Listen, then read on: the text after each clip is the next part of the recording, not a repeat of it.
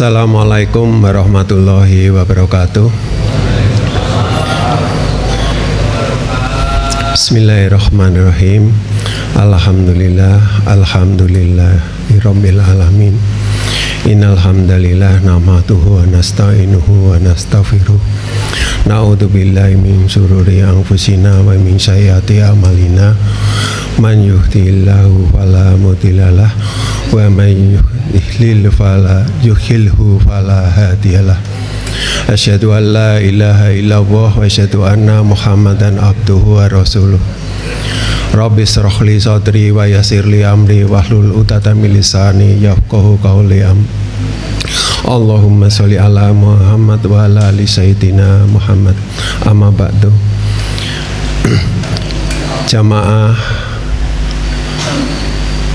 salat Isya, salat tarawih dan salat witir Masjid An-Nur RW 5 Trogasari Kulon yang berbahagia.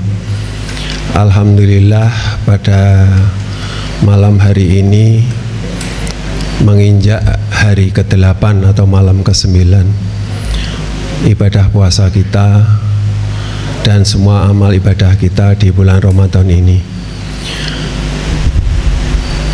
Alhamdulillah kita pada kesempatan hari ini diberikan kesehatan, diberikan kesempatan untuk menjalankan ibadah puasa dan ibadah-ibadah lain seperti yang kita doakan saat akhir Ramadan. Mudah-mudahan bisa bertemu di bulan Ramadan sehingga kita bisa menjalankan amal ibadah kita. Salawat dan salam marilah kita haturkan kepada junjungan Nabi besar Muhammad sallallahu alaihi wasallam yang kita nantikan syafaatnya yaumul akhir. Ibu dan bapak jamaah Masjid An-Nur yang berbahagia, mungkin sudah banyak yang mengupas tentang pahala daripada bulan Ramadan. Jadi ibadah-ibadah kita selama ini mungkin mulai dari puasa. Selain itu panjenengan menjalankan apa mawon? Tadarus nggih. Jadi tadarus itu tadarus Al-Qur'an itu setiap huruf yang panjenengan baca biasanya hanya 10 kebaikan, maka di bulan Ramadan ini dilipat gandakan menjadi 700 kali kebaikan. Kemudian sholat malam ya. Sholat malam ini berarti mulai dari yang biasanya itu sholat malam paling hanya 2 rakaat setelah sholat Isya, atau mungkin witir 3 rakaat atau tahajud, mungkin sekarang ditambah dengan sholat tarawih atau sholat malam ini 8 rakaat dan nanti ditutup dengan witir 3 rakaat ya. Kemudian apalagi sedekah nggih. Mungkin sedekah salah satunya panjenengan yang berkenan untuk memberi makan orang yang berpuasa. Salah satunya tiap menjelang berbuka atau maghrib itu panjenengan itu mendapatkan pahala seperti orang yang menjalankan ibadah puasa. Jadi kalau panjenengan mengeluarkan takjil 35 bungkus, bisa dibayangkan pahala panjenengan seperti 1 bulan berpuasa. Apalagi kalau panjenengan mengeluarkan takjil untuk anak-anak kira-kira 80 bungkus. Anggap saja kalau anaknya yang berpuasa itu ada 30 orang, 1 pahala yang berpuasa itu kira-kira panjenengan mengeluarkan 80 itu sama 30 pahala panjenengan berpuasa. Kemudian apa meleh? Nah ini saya akan mencoba salah satunya amal ibadah yang ringan dijalankan tapi pahalanya cukup besar, itu adalah zikir ya. Zikir mulai dari kita kemarin mungkin sudah Pak Haji Aris Baliman sudah mengungkap tentang rasa syukur dengan kita berzikir alhamdulillah. Setiap apapun kondisi kita apapun harus selalu mengucap alhamdulillah. Salah satu zikir yang istilahnya ringan, mungkin sambil layah-layah panjenengan di bulan puasa ini, yaitu membaca tasbih ya, subhanallah wa bihamdi subhanallahil azim. Menurut hadis Nabi, pahala atau zikir ini itu paling disukai oleh Allah Subhanahu wa taala dan paling berat amal timbangannya ya. Kemudian zikir yang berikutnya yang mungkin sering kalau seandainya kita membaca, yaitu adalah istighfar.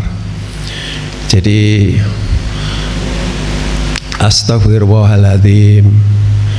Jadi kalau misalkan kita menjalankan ini, saya jadi teringat ada suatu kisah Imam Ahmad bin Hambal.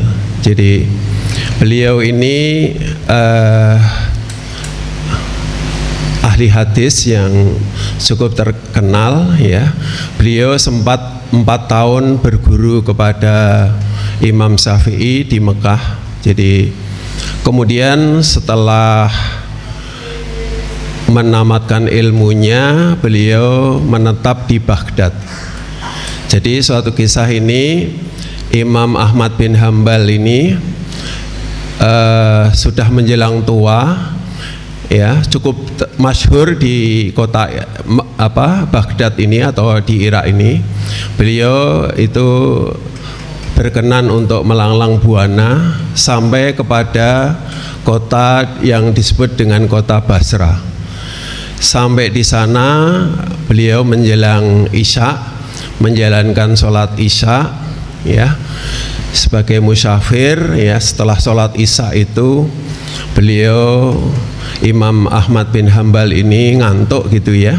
Jadi tinggal di masjid, tapi oleh marbot itu diusir, disuruh keluar. Kemudian Imam Ahmad bin Hambal ini duduk atau tiduran di teras masjid, tapi oleh marbot juga diusir. Sampai terpaksa ya masjid itu dikunci gitu ya. Kemudian ada seorang penjual roti yang melihat Imam Ahmad bin Hambal, tapi saat itu beliau tidak mengenali ya, karena kalau sekarang mungkin sudah cukup dikenal dengan adanya WhatsApp dan seterusnya. Tapi seorang penjual roti ini mempersilahkan, silahkan Syekh tinggal di sini ya. Kemudian Imam Ahmad bin Hambal itu pergi ke rumahnya penjual roti ini sambil melihat gitu. Apa yang dilihat dari Imam Ahmad bin Hambal itu adalah penjual roti ini selalu berzikir istighfar ya, astagfirullah, astagfirullah gitu ya. Setiap membuat adonan, membuat roti, dia membaca astagfirullah ya. Kemudian pada saat memberikan gula, dia membaca astagfirullah. Pada saat memberikan garam, dia membaca astagfirullah. Itu diperhatikan oleh Imam Ahmad bin Hambal. Kemudian penjual roti ini ditanya, amalan panjenengan ini apakah sudah lama gitu ya menjalankan amalan zikir astagfirullah itu? Kemudian si penjual roti itu menjawab, hampir 30 tahun saya selalu membaca istighfar ini.